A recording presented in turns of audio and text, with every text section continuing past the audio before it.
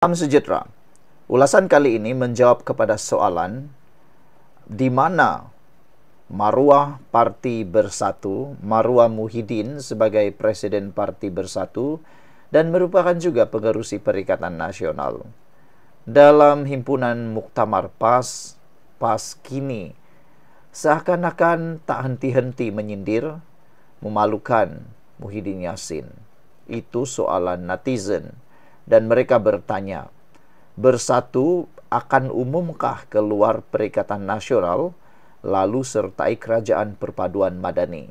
Itu soalannya. Dan apabila soalan Bersatu umum keluar PN sertai Kerajaan Madani ditanya, ada seorang netizen tanya lagi, siapa yang untung, siapa yang rugi kalau Bersatu menyertai parti kerajaan dan gabungan kerajaan, dan adakah itu mustahil? Saudara, dalam Malaysia, kabar angin jangan kita anggap buang ke tong sampah terus.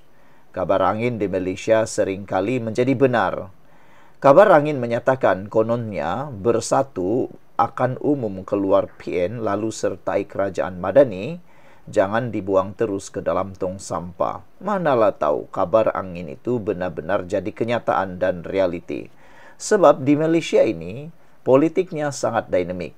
Kita tidak boleh terima, kita tidak boleh percaya secara bulat-bulat kononnya mereka itu bermusuhan sampai kiamat. Lihat sajalah Pakatan Harapan dan Barisan Nasional.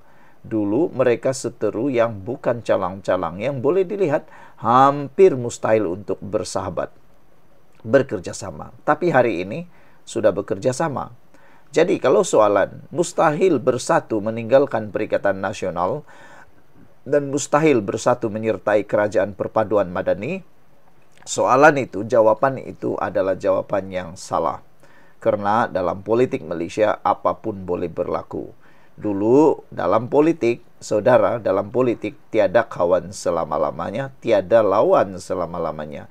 Semuanya boleh berlaku dalam sejenak mata. Sekelip mata, orang boleh berubah dalam politik, khususnya politik Malaysia. Jadi, bolehkah Bersatu umum keluar PN lalu sertai Kerajaan Perpaduan Madani? Jawapannya mudah, boleh bila-bila masa.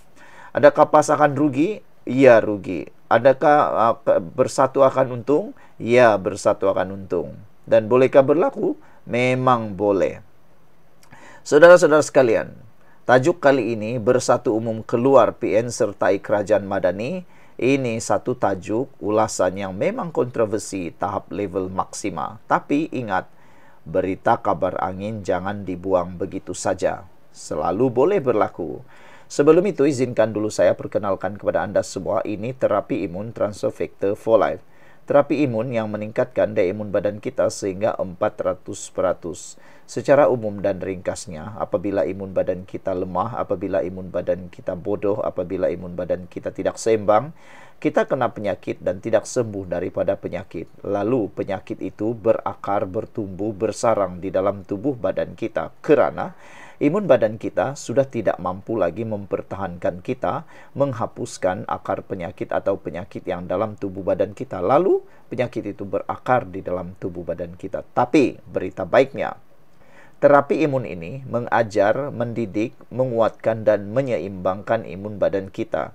Apabila imun badan kita sudah diajar menjadi bijaksana, kuat semula dan seimbang, imun badan itulah yang akan bertindak mengenal pasti mana satu lawan, mana satu kawan dalam tubuh badan kita.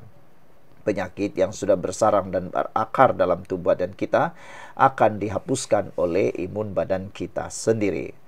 Cepat dapatkan produk yang hebat ini melalui nomor telepon saya yang tertera. Produk ini lulus KKM, halal dan diperakui oleh dokter-dokter di seluruh dunia. Produk ini lulus KKM dan merupakan penemuan paling bersejarah dalam dunia kedokteran abad ini. Kalau Anda sudah berdoa bertahun-tahun untuk masalah kesehatan Anda, mungkin ini jawaban yang Tuhan hantar untuk jawaban masalah kesehatan Anda itu. Cepat dapatkannya, kau jangan bertangguh-tangguh. Saudara-saudara sekalian, Bersatu umum keluar Perikatan Nasional sertai Kerajaan Madani. Malaysia sekali lagi digegarkan dengan berita kabar angin yang mengejutkan. Kononnya Bersatu sudah sakit hati yang terlampau sakit sampai bersedia umum keluar daripada Perikatan Nasional dan kini mahu menyertai Kerajaan Madani. Bolehkah itu berlaku? Adakah sumbernya boleh dipercayai? Entahlah, kita tunggulah nanti. Adakah ini realiti atau sekadar kabar angin politik? Yang pasti, jika benar berlaku, inilah gempa bumi politik paling besar selepas PRU yang lalu. Hari ini saya kongsikan 5 sebab yang mungkin akan menyebabkan atau mungkin menjadi punca mengapa langkah ini nampak logik. Mengapa langkah Parti Bersatu mau umum keluar daripada Perikatan Nasional nampak logik menurut sumber yang telah menyatakannya melalui komen. Dari sindiran PAS, kenyataan panas, hinggalah maruah Bersatu yang semakin terhakis gara-gara kenyataan demi kenyataan yang dikeluarkan oleh pemimpin-pemimpin besar PAS. Sebab yang pertama yang boleh menyebabkan langkah ini nampak logik ialah kerana sindiran PAS yang tidak henti-henti sejak kebelakangan ini. PAS sejak akhir-akhir ini semakin berani menyindir Bersatu. Semalam, Tan Sri Hadi Awang menyatakan bahawa dia tidak layak dan tidak mahu jadi Perdana Menteri. Tapi dia juga menyatakan, entahlah siapa dia sindir, tapi dia kata beri peluang kepada orang bawah umur 70 tahun untuk jadi Perdana Menteri. Muhyiddin dicalonkan Perdana Menteri oleh Parti Bersatu. Muhyiddin berumur 70 tahun atas. Maknanya, jangan bagi Muhyiddin jadi Perdana Menteri.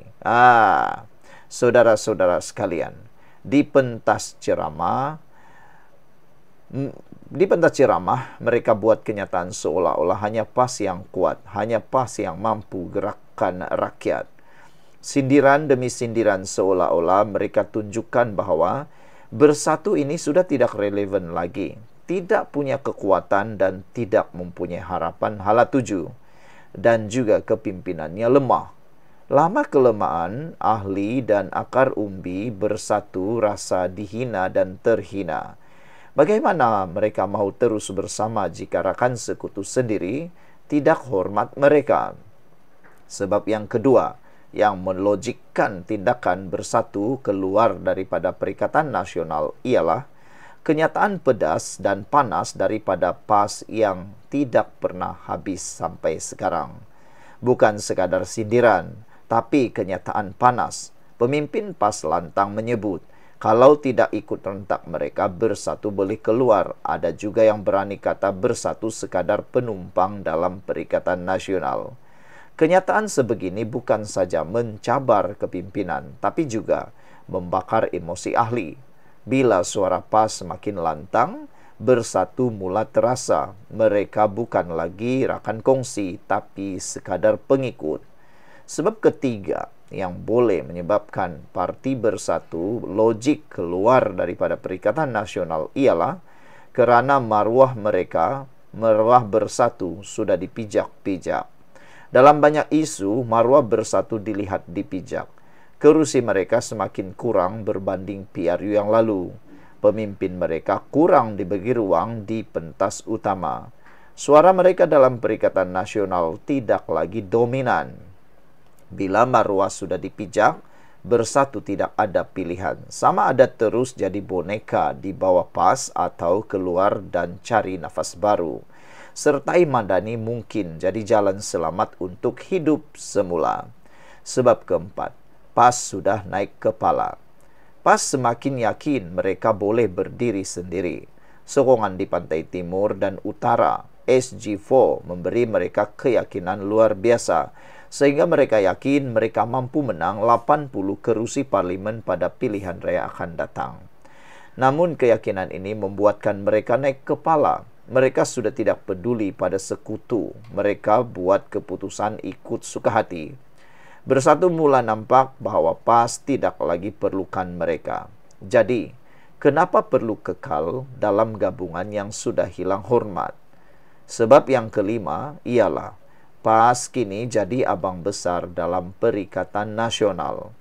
Realiti paling pedih, PAS sudah jadi abang besar dalam Perikatan Nasional. Semua keputusan besar mesti ikut rentak PAS. Bersatu tidak lagi jadi tonggak. Sebaliknya, sekadar pengikut yang menurut. Bila satu parti terlalu dominan, gabungan itu jadi pincang. Dan inilah sebab utama Bersatu mungkin nekat keluar Perikatan Nasional PN.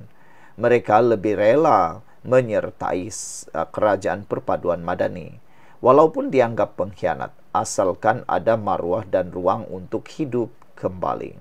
Jadi, saudara-saudara sekalian, betulkah Bersatu akan keluar PN dan sertai Kerajaan Madani? Secara rasmi mungkin belum diumumkan, tapi semua petunjuk jelas.